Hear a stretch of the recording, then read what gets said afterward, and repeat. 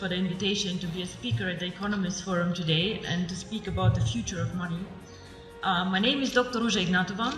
I hold a PhD in law. I have always been very interested in financial services and worked about 6 years with McKinsey in Eastern Europe, actually when the crisis hit us really, really bad. I was spending my time in Russia with Sberbank, and it was an interesting time.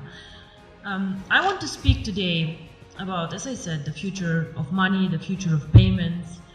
And I am, how to say, a bit sad to listen to the speaker before me, who are having such a gloomy outlook, focusing on all the issues that the region faces, and showing us a future where we have to do a lot of catching up in Eastern Europe, a lot of work, a lot of tasks, a lot of issues.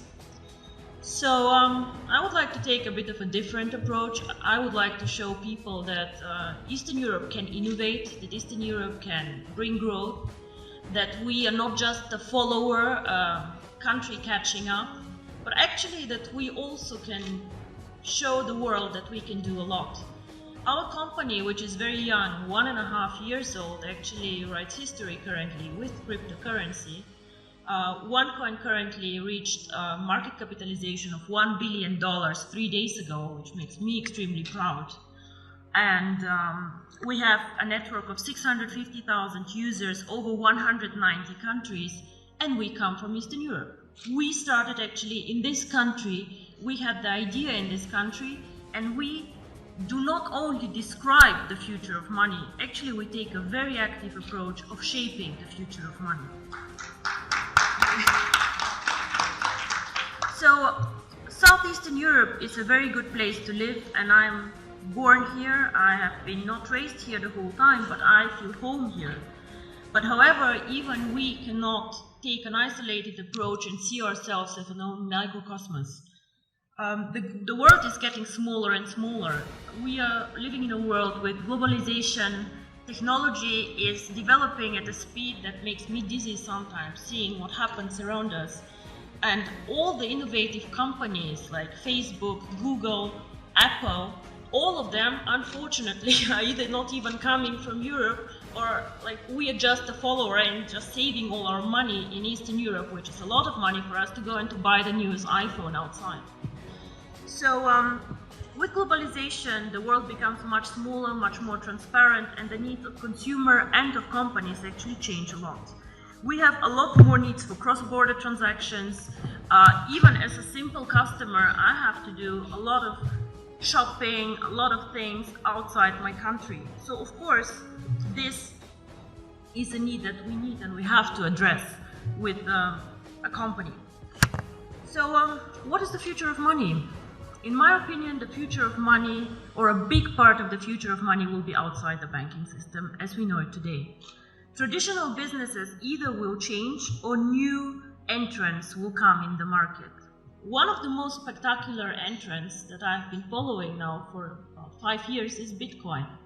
Now, Bitcoin is a cryptocurrency, the first cryptocurrency, the biggest cryptocurrency currently. And these people who created Bitcoin, nobody officially knows who they are, have my fullest respect for the innovation, disruption, and value creation that they actually did to the financial market.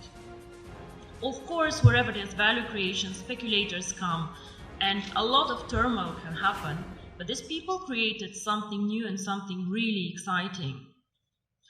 Bitcoin and the blockchain technology, which makes financial services independent from governments, independent from regulators even, and independent from banks as we know them, already starts changing the world we live in.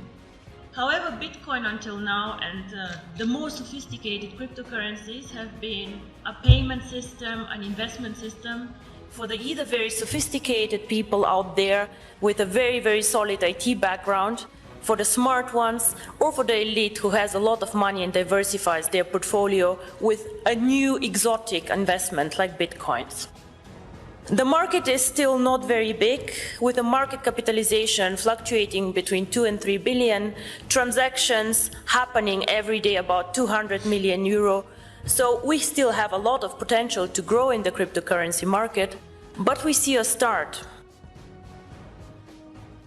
So We have been, or are we still an emerging market? I'm not sure what is politically correct to say, but emerging markets are out there. And we can speak about Latin America, we can speak about Asia, we can speak about Africa, extremely interesting market actually, which is like catching up now. And we can speak about also the small Asian countries. In all these countries, we have an issue that we also had here actually, a lot of people who are underbanked, unbanked, or just forgotten by the big players. Why? Because they're poor, because they have needs that are not that interesting in the transactions, or simply because some of these people do not have proper documents. I have been in countries where people, every one of them has a smartphone, but has no proper ID card. So how do these people bank? I have been in Singapore and seeing Indian people working very, very hard to support families in India. How do these people send money to their families and to their loved ones? Remittance business in Dubai, all the Filipinos working there and pushing economy. What do these people do?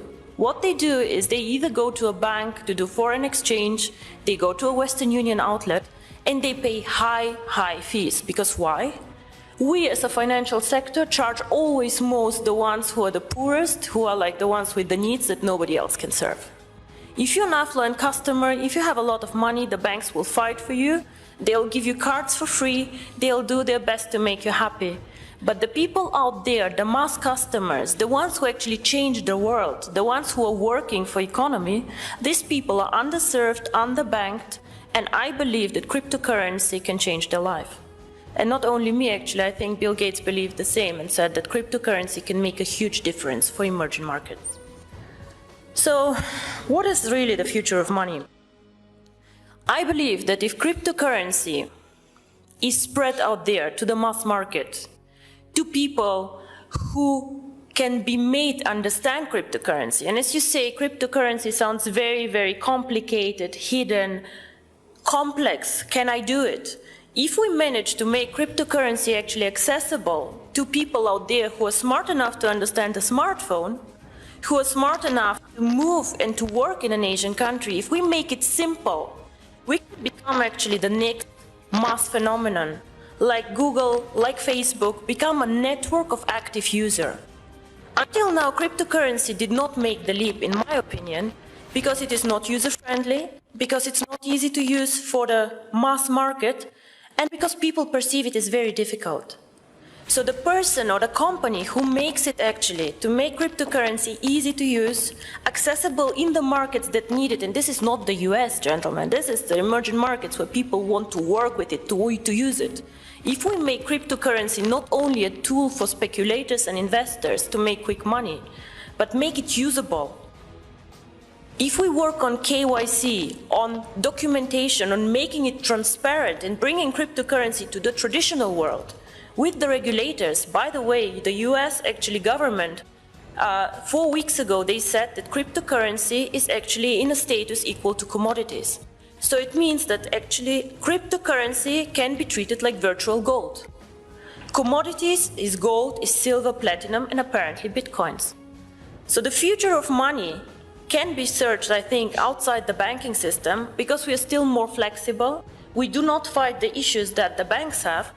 And because we think that the next big thing is based on technology, on the internet, and on the network phenomenon that we see in all these big companies out there. I think if we manage to provide a consistent strategy, a case to use the currency, and an easy access, which is aligned with the regulators out there, transparent, safe, cryptocurrency can actually be one of the preferred methods of payment, and not only bank transfers, card transfers, and all the traditional ways that we deal money with. My future, or my vision actually, is the one card, making cryptocurrency one currency like the euro, like the dollars, that you just can go and spend with your card, which can be a Visa, MasterCard, China Union Pay, whatever. Make it a real currency that people just can go and spend out there. I have done my job whenever all of you can go with their card and just spend OneCoins for a dinner. This is when cryptocurrency actually became real for me. And I'm very, very curious how the next 2 to 3 years will work out for all of us. And I hope I'm right that the future is with technology and with us. Thank you very much.